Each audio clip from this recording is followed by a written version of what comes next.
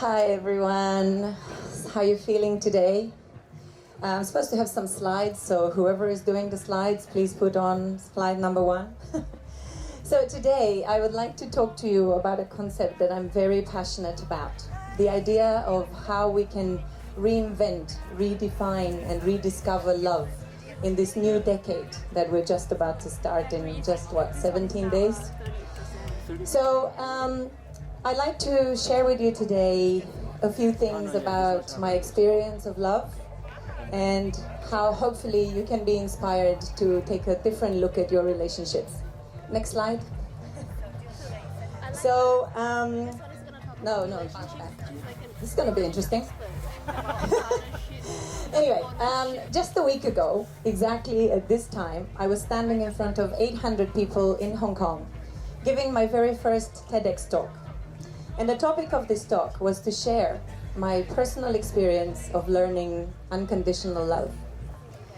This story is full of passion, betrayal, growth, learning, and loss.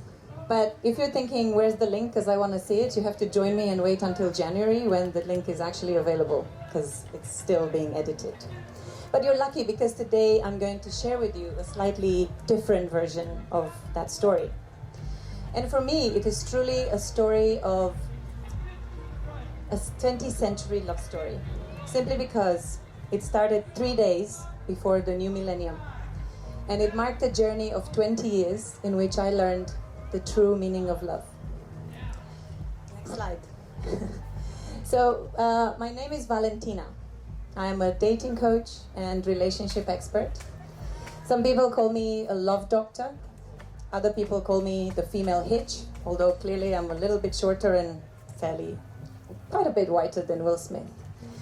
But the first time people meet me, and I'm going to stand here because there's too much sun in my face. The first time people meet me and they hear what I do for a living, their first question is, how did you even get into this line of work? My answer is, I Googled it. And they think it's a joke.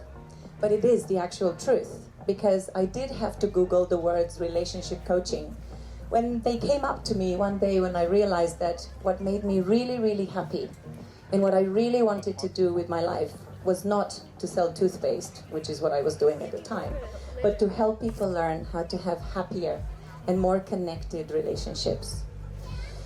So, luckily, I found this place, the Relationship Coaching Institute, who taught me how to be a relationship coach. The second question I get asked when they hear this story is, oh, so what is your actual real name? Because they think that somehow I've created this new identity for myself. But no, my name is actually Valentina. And to me, it was a sign from the universe that I was actually supposed to do this, that my life lesson was really about love. Next slide. Sorry. So my name actually means love.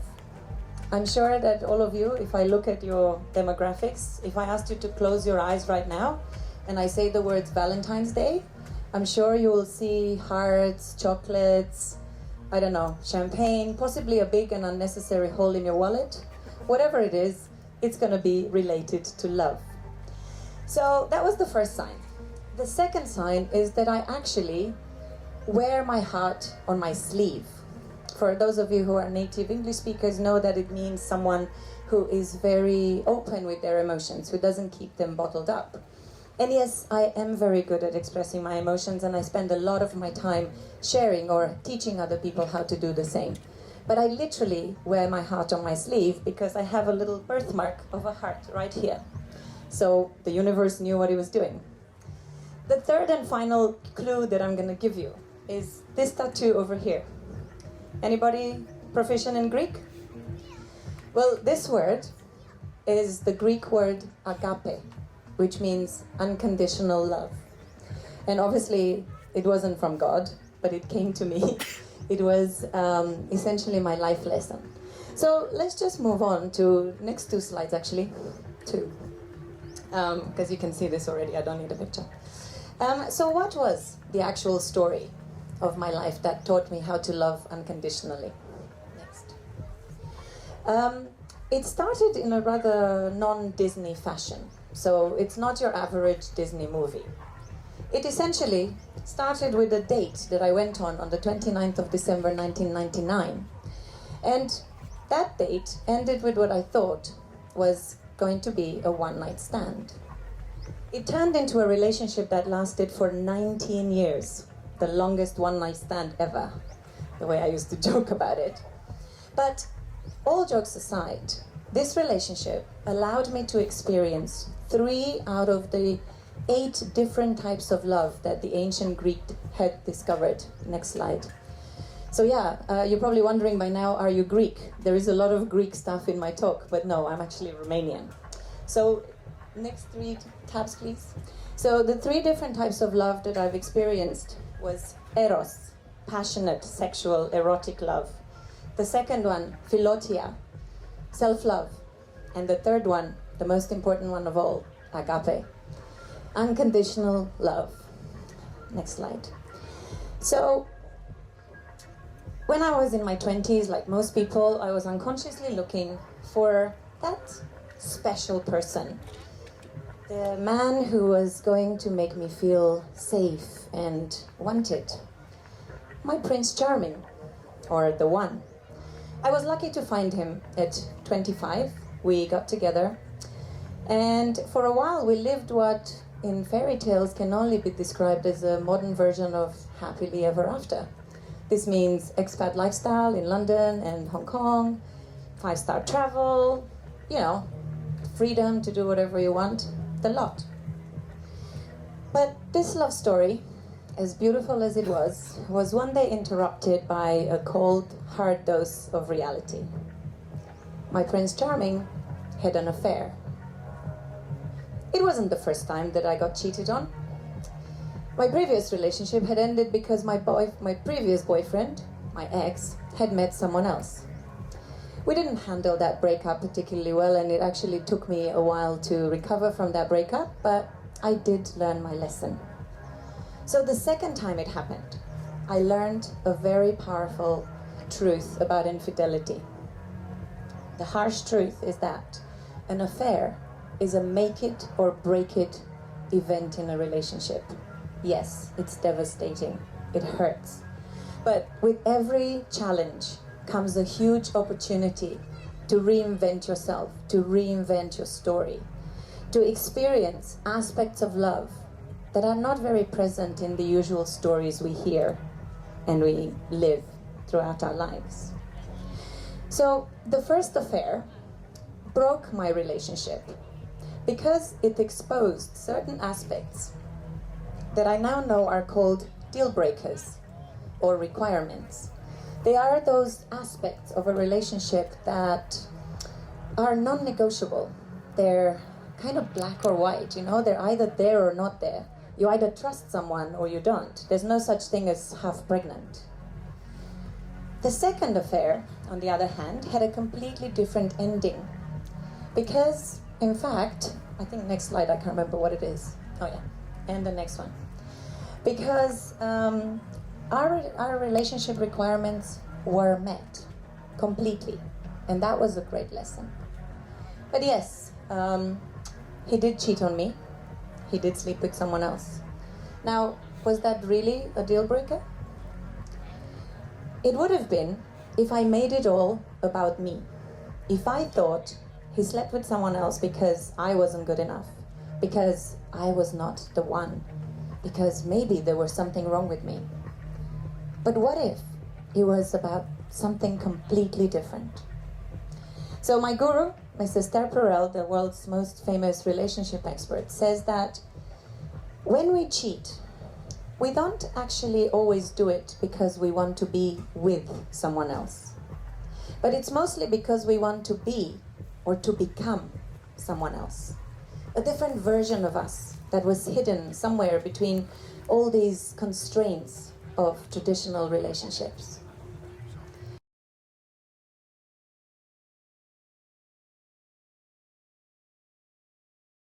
When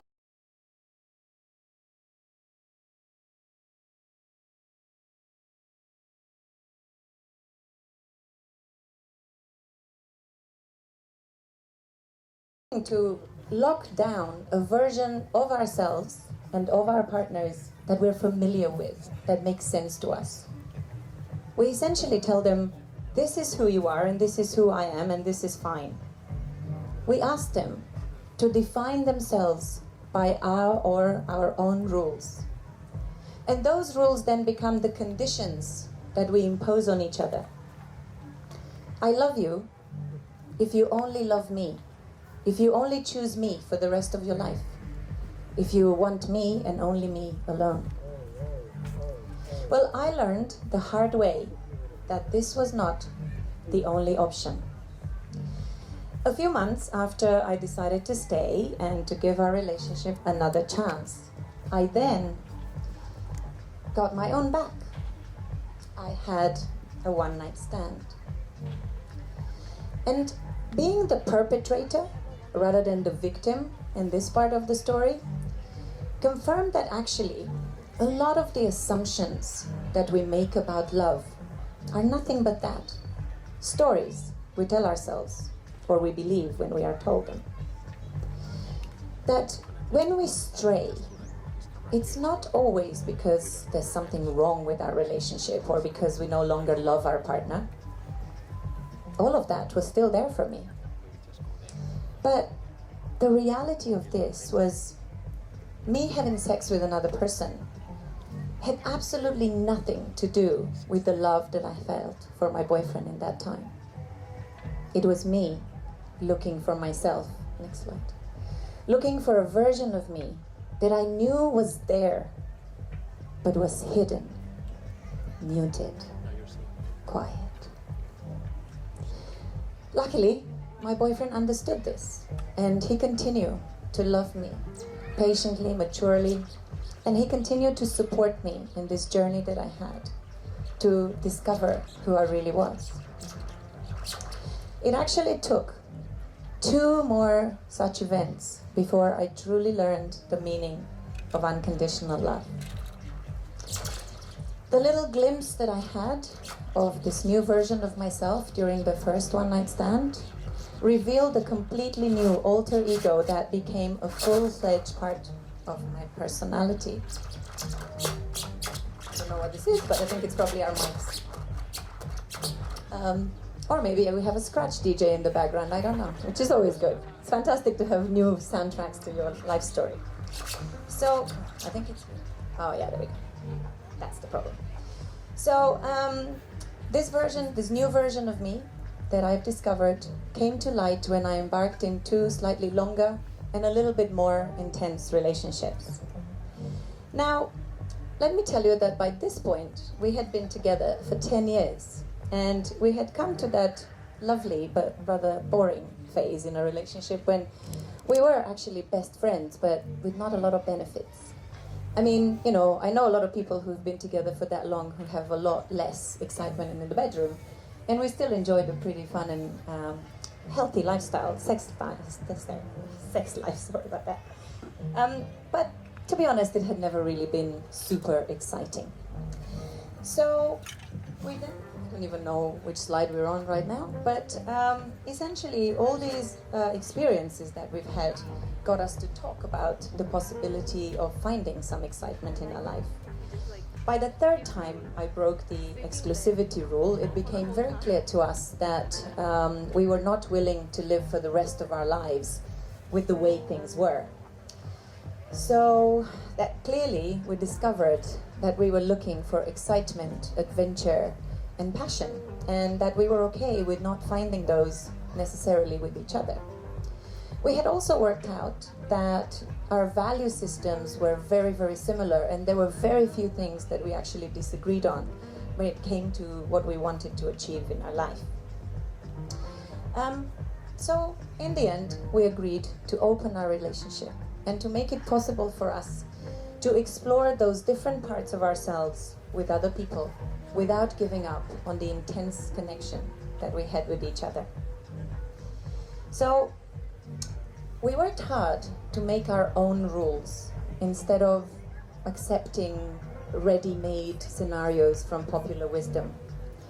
As part of those rules, we discovered that there was so much more to life and to love, and that having the freedom to choose was really the most important part of this experience. We also, next slide, and next slide, sorry.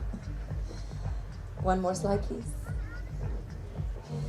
Also, in this amazing voyage of discovery, we have experienced so much joy and beauty, simply because we allowed ourselves to see our relationship with brand new eyes. The next 9 years took us from strength to strength. We grew, we learned a lot about each other and about ourselves. We met and loved several other people who gave us beautiful gifts. They gave us passion, exploration, companionship, kindness, and so much more. We became better lovers. Our sex life actually got way better than it's ever been. And we connected on levels that we never thought were possible, simply because those parts of us that had been hidden away were locked and were inaccessible to us. Next one. So now I'd like to talk a little bit about the fact that having this experience has allowed me to also teach this idea of unconditional love to other people. And just like my guru Esther Perel said it again, modern love is very much founded on some fake premises that you should not be attracted to others.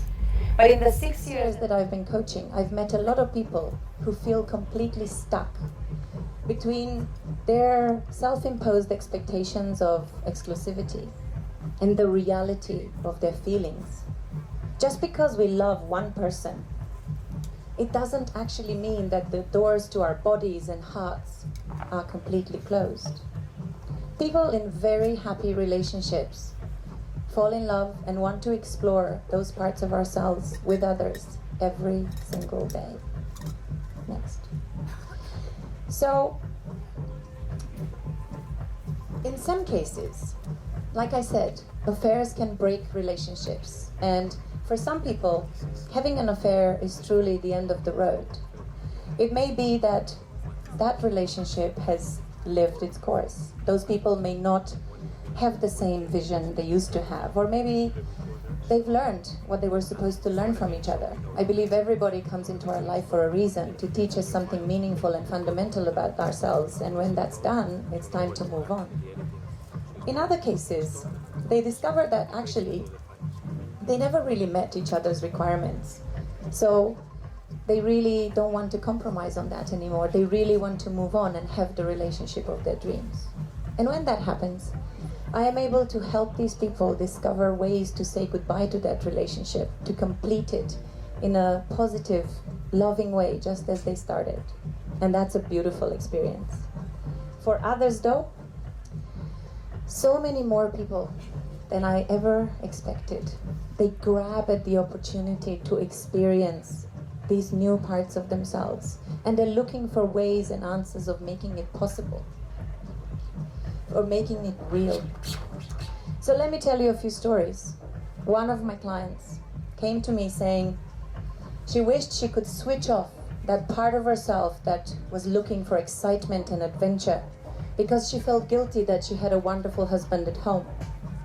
When we talked about this, she realized that what she was wishing for really felt like she was condemning herself to cutting off her left arm and to living for her whole life with half of her body feeling completely numb. Another woman I know was angry with herself for allowing to fall for a guy who made her feel alive for the very first time in her adult life, who gave her fire and passion, inspiration and creativity. But she also had a husband at home who seemed perfect for her, except of making her feel special and wanted. When she finally allowed herself to reinvent her reality and to allow her inner queen to shine and to not wait to be told who she needed to be, her entire reality change. A man I'm working with is in love with his girlfriend, but is afraid that if he marries her, in a few years he will be bored and he will start cheating on her. So he'd rather let her go now than risk of hurting her later and wasting her time, like he puts it. So all these stories and many more are part of my everyday life. I'm sure every single one of you is maybe struggling with similar questions or completely different ones. Stories that you've told yourselves about love. And by far, I'm not claiming to have all the answers. But I do know one thing for certain. If you've been in a reality, in a situation in which you've experienced infidelity and it's hurt you, trust me, it does not have to be that way. Or whichever side of the divide you've been, you can recreate this reality. You can look at infidelity as a wake-up call, as a sign from the universe that you have not been paying attention.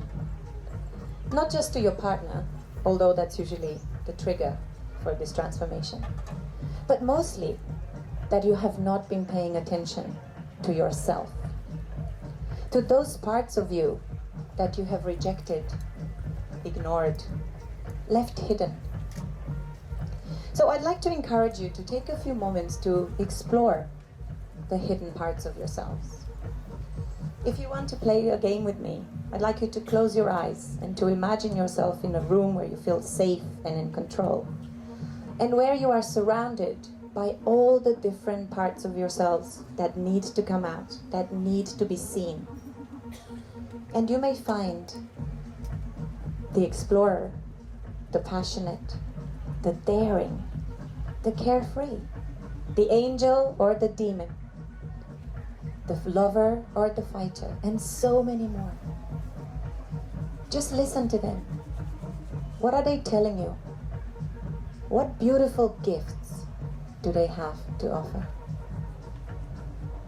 Allow them to shine.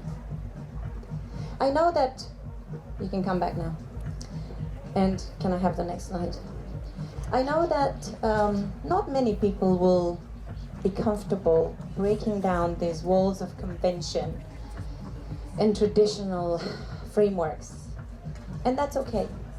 This discovery is a very complex process and it's not for everyone.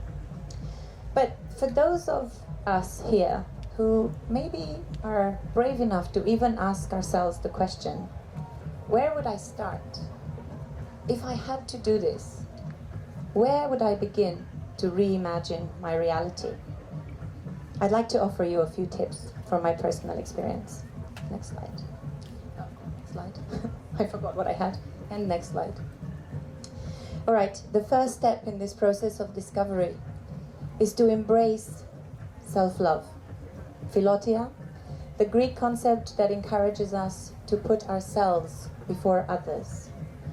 To know that only by embracing every single part of ourselves, all those shadows that we've locked away in dark corners because we were ashamed that they didn't fit with the long, long list of shoulds that we all are imprisoned by.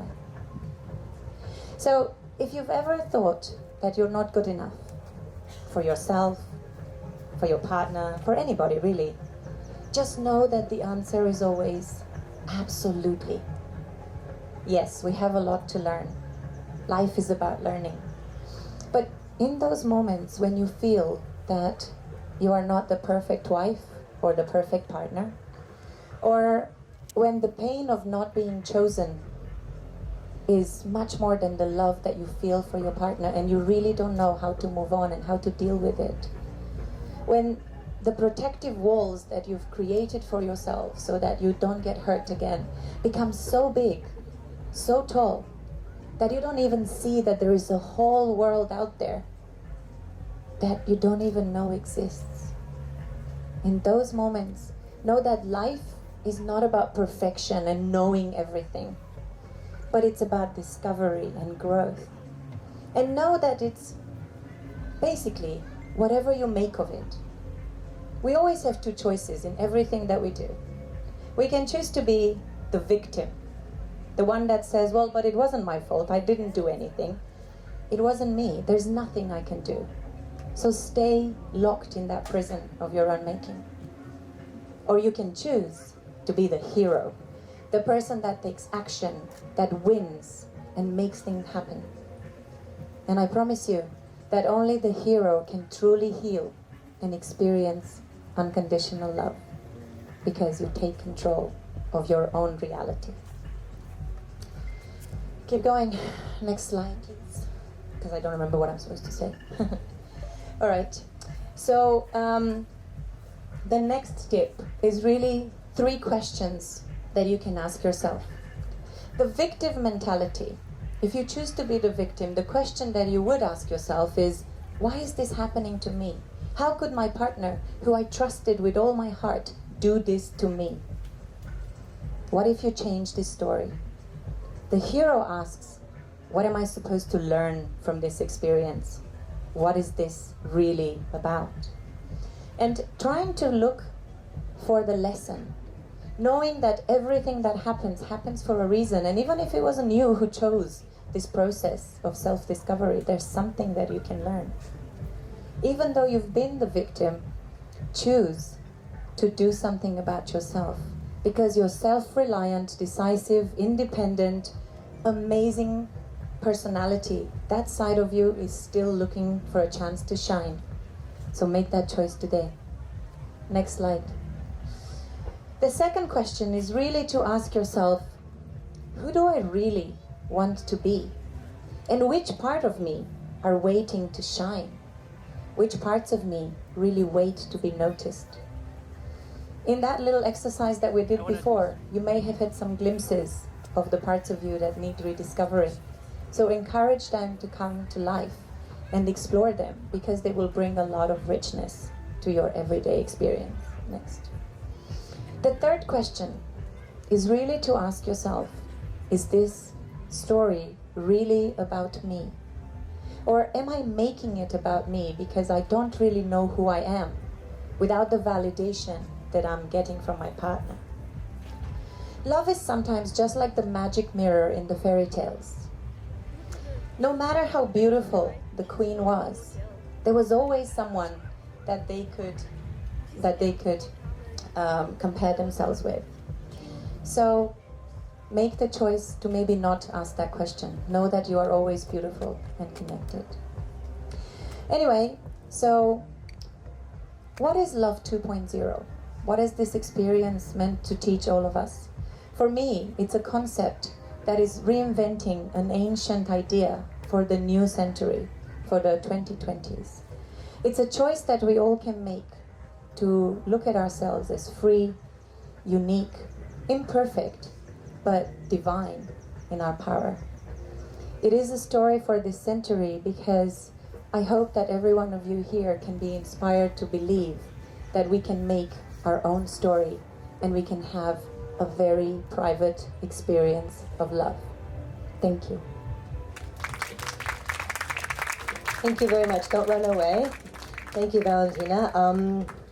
I wonder if, I guess I'll kick off with any questions in the audience for Valentina about relationships. Oh, whoops. Oh.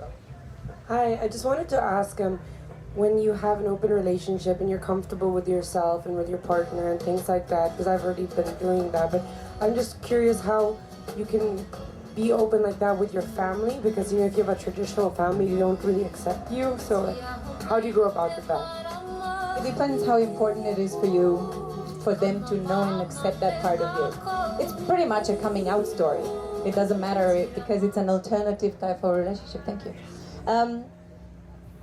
It's very possible that your family would continue to be stuck in their traditional models. And it really depends on what kind of relationship you have with them. Most people choose not to share. In my experience, everybody chooses to have this social aspect of themselves. In fact, everybody that I coach to do open relationship, they say, yeah, they don't really know whether we want everybody to know. So actually, I think there's a lot more people who are in open relationships than we possibly imagine, except that they keep it for the quiet, in the safe space in their bedroom. And that's okay.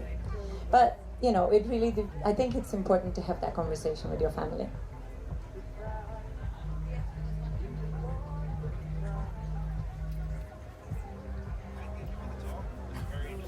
I can't hear you.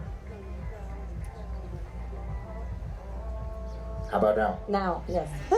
Now you know. Thanks for the talk. It was very interesting. Thank you. I wonder how things change when a family, or your family of your own, enters the picture.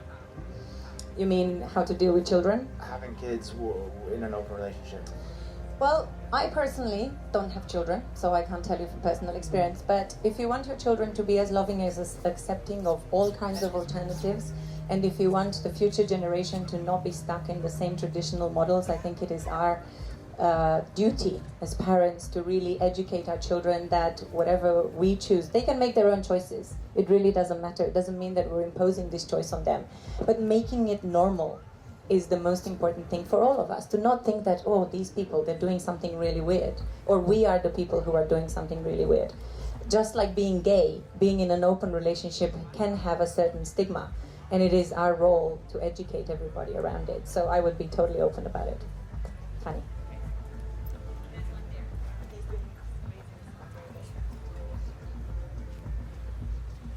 Thanks for the talk. It made me rethink that the word cheating is actually wrong, right? You're being true to yourself in some situations. Well, it's cheating if you're not true to yourself. Exactly. My question is, you said you defined some own rules for the open relationship to work, and obviously you had a very long lead up for that to be a discussion to begin with, but can you give some examples of what those very personal rules, I assume, are, and maybe how transferable they would be? Well, everybody starts with a few basic rules, which then, from my experience, evolve very much, because in the beginning we're not really sure how this is going to work out. So the rules are for self-protection. In our case, the rule number one stayed the rule number one for the entire time we were together, and that was always to be number one for each other. Yeah, it is unfair to our other partners sometimes, or you can look at it to say, oh, well, how about him? I love him too. Or how about her? I love her too. But being primary partners in this entire universe of potential opportunities, we chose to be number one for each other. So that was always number one. The second rules were more basic, you know, more about, obviously, radical honesty, which means being fully authentic and knowing that your partner will support you and love you and accept you no matter what. Protection. You know, obviously you are engaging in sex with multiple partners, and no matter how much you know them, it's always better not to bring things home. During the time we were together for 9 years in this kind of relationship, our rules evolved quite a bit. But in most cases, people put boundaries around what is okay and what is not okay. Thank you. I think we have to end.